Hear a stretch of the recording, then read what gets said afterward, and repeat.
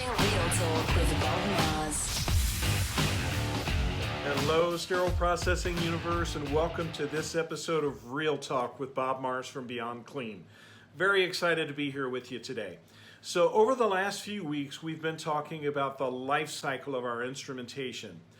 Leaving the operating room, coming to sterile processing, going through the manual process, going through the mechanical process, in our ultrasonics and our washer disinfectors. And today is the third in that series of washer disinfectors. And I want to take a bit of a different slant today. I want to talk about checklists and their importance. The aviation industry discovered that checklists can make or break you, and they've become the safest industry on the planet. And now we need to think about that from a healthcare perspective. So in our sterile processing departments, I want you to develop checklists for everything. And when I say everything, I mean everything.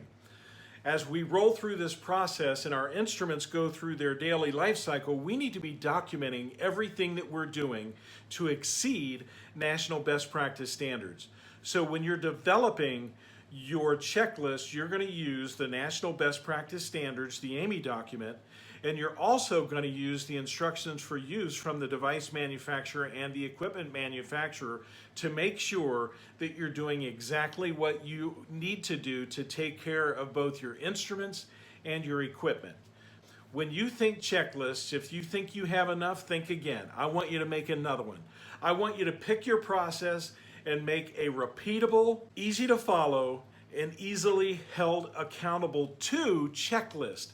These things are so important, and as leaders, you need to develop checklists and you need to hold your staff accountable to them to ensure that you're following the best practice standards in everything that you're doing.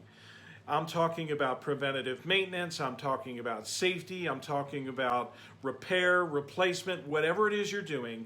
Make a checklist and make sure that you can follow it and make sure you're holding your staff accountable to it so you can ensure that your devices are all working properly for the benefit of the patient.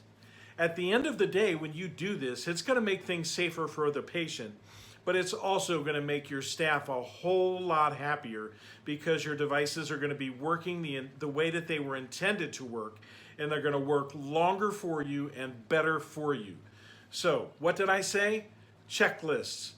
Make them now, and make as many as you can to make your process safer and better. That's all for today.